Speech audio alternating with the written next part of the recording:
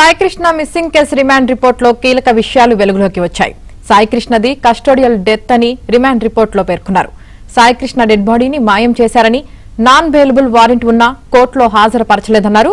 ఇక ఓవరాల్ గా ఇదే అంశానికి సంబంధించి పూర్తి సమాచారం మా ప్రతినిధి ప్రసాద్ లైవ్ లో అందిస్తారు. ప్రసాద్, చెప్పండి, సాయికృష్ణ మిస్సింగ్ కేసు రిమాండ్ రిపోర్టులో కీలక విషయాలు అయితే వెలుగులోకి వచ్చాయి. దీనికి సంబంధించి మీ దగ్గర ఉన్న పూర్తి అప్డేట్స్ ఏంటి?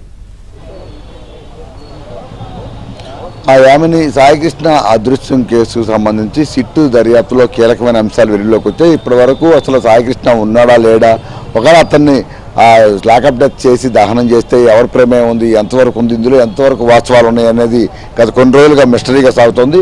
అదే సిట్టు రంగంలో దిగి గత 3 రోజుల నుంచి చేసిన విచారణ, అదే నాగరాజుని విచారించిన తర్వాత మొత్తం ఈరోజు కోర్టుకు సమర్పించిన రిమాండ్ రిపోర్ట్లో చాలా ప్రశ్నలకి జవాబు దొరికింది. మరికొన్ని ప్రశ్నలుగానే మిగిలిపోయాయి. ప్రధానంగా ఈ కేసుకు సంబంధించి సాయికృష్ణ అదృశ్యమయ్యాడా లేదా, ఉంటే ఎక్కడున్నాడు, లేదా చనిపోతే ఏ విధంగా చంపేశారు, దీనికి సంబంధించి ఇప్పుడు సిట్టు విచారణలో అతను కస్టోడియల్ డెత్ చేశారు. ప్రధానంగా నాన్ డబ్ల్యూ వారెంట్ కింద తీసుకువచ్చి అతను కృష్ణలంక పోలీస్ స్టేషన్లో ఇబ్బందులు పెట్టి అతను చనిపోవడానికి కారణమయ్యారు. ఆ తర్వాత కూడా దహనం చేసే విధంగా మొత్తం ప్రక్రియ నడిచింది. దీనికి సంబంధించి సిఐ నాగరాజు పాత్ర చాలా కీలకంగా ఉందని చెప్పి సిట్టు నిర్ధారించింది.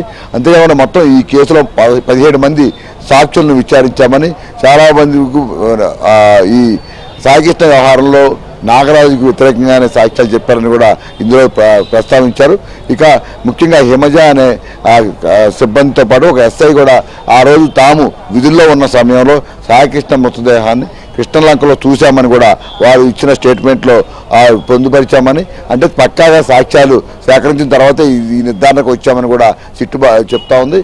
ఇక వీటికి సంబంధించి మొదటి 2 రోజుల నుంచి కూడా పెద్ద ఎత్తున చర్చ నడుస్తుంది. సీసీ కెమెరాల ఫుటేజ్ మాయంకు సంబంధించి కూడా కోర్టులో ప్రత్యేక ప్రస్తావన జరిగింది.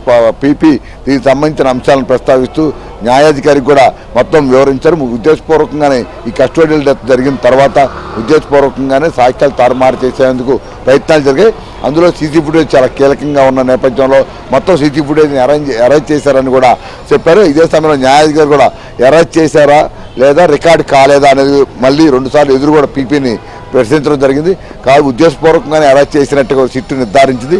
ఇందుకు సంబంధించి కొంతమంది సాక్షులతో కూడా స్టేట్మెంట్ కూడా తీసుకుందని కూడా చెప్పారు. ఇక దీనికి సంబంధించి నిపుణులు ఎవరైతే ఈ సీసీ కెమెరా ఫుటేజ్కి సంబంధించి సాంకేతిక నిపుణులు ఎవరైతే ఉంటారో వారితో కూడా ఎగ్జామ్ చేయించాం.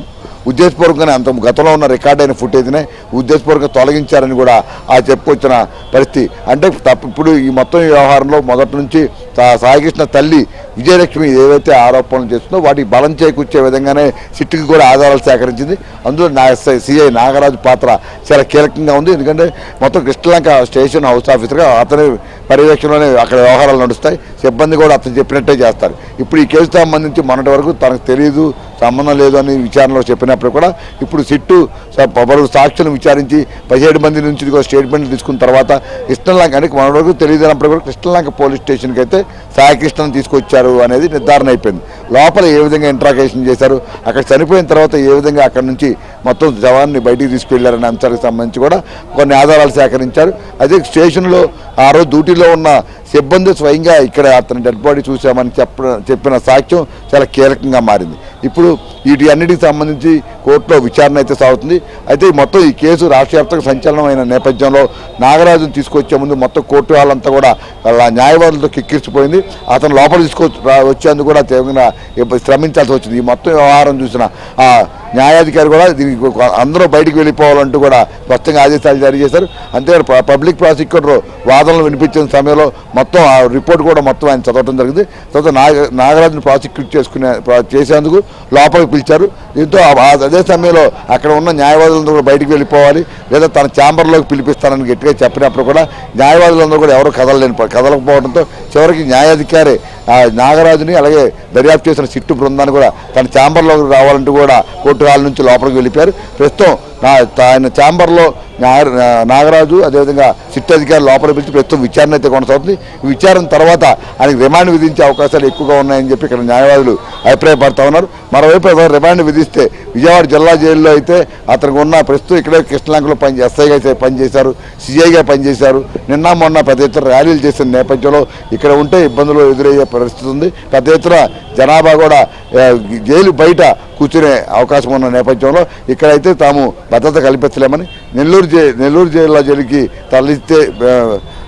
తరలించే అవకాశాన్ని పరిశీలించాలని కూడా ఆ న్యాయాధికారికి విన్నవించారు. ఇప్పుడు ఈ అంశాలను కూడా న్యాయాధికారి పరిగణలో తీసుకొని ఇక్కడికే ఇస్తారా లేకపోతే నెల్లూరు జైలుకి ఇస్తారా అనేది కూడా తేలాల్సి ఉంది. ఆ తర్వాత మరోవైపు సిట్టు కూడా ఇంకా కొన్ని ప్రశ్నలకు జవాబులు రావాల్సి ఉన్న నేపథ్యంలో మరోసారి నాగరాజునికి వాళ్ళు రిమాండ్ విధిస్తే కస్టడీకి ఇస్తూ పిటిషన్ కూడా దాఖలు చేసే అవకాశం ఉంది. మరోవైపు నాగరాజు వైపు కూడా నాని అనే న్యాయవాది కూడా వాదనలు వినిపించారు.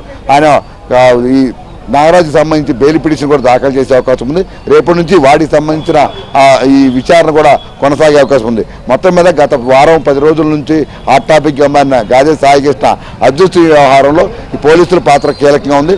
కస్టోడియల్ డెత్ అని కూడా సిట్ నిర్ధారించిన నేపథ్యంలో ఇప్పుడు న్యాయపరంగా చట్టపరంగా ఎటువంటి చర్యలు ఉండబోతున్నాయి, నాగరాజుతో పాటు ఇంకా ఎవరైనా పాత్రలు ప్రమేయాలు ఎంతవరకు ఉన్నాయనేది కూడా ఈ విచారణలో తేలాల్సి ఉంది. తద్వారా మరికొంతమందిని కూడా ఇందులో ఈ ముద్దాలుగా చేర్చే అవకాశం ఉందని కూడా భావిస్తున్నారు. అయితే మొత్తం కూడా సిట్టు విచారణ పూర్తి చేసిన తర్వాత న్యాయస్థానంలో జరిగే విచారణ కొద్ది రోజువారీ కూడా జరిగే విచారణ బట్టి కూడా ఈ అంశాలు కూడా ముందు ఉంటాయి. మొత్తం మీద సాయికృష్ణ పోలీసులే చంపడం, దహనం చేయటం, మొత్తం మాయం చేసిన ఘటన ఇదంతా కూడా ఒక కుట్రపూర్తిగాను లేదా ఒక ప్రణాళికబద్ధంగానే సాగిందని మాత్రం సిట్టు విచారణలో తేలింది. మొత్తానికి విజయలక్ష్మి మొదటి నుంచి ఏదైతే ఆరోపిస్తున్నారో తన కొడుకుని ఉద్దేశపూర్వకంగా మాయం చేశారని దానికి బలం చేకూర్చే విధంగానే ఈరోజు సిట్టు నివేదిక ఉంది. దీనికి సంబంధించి ఇప్పుడు కోర్టులో జరిగే న్యాయ ప్రక్రియకి సంబంధించి కూడా తదుపరి చర్యలు ఉండబోతున్నాయి. యామిని.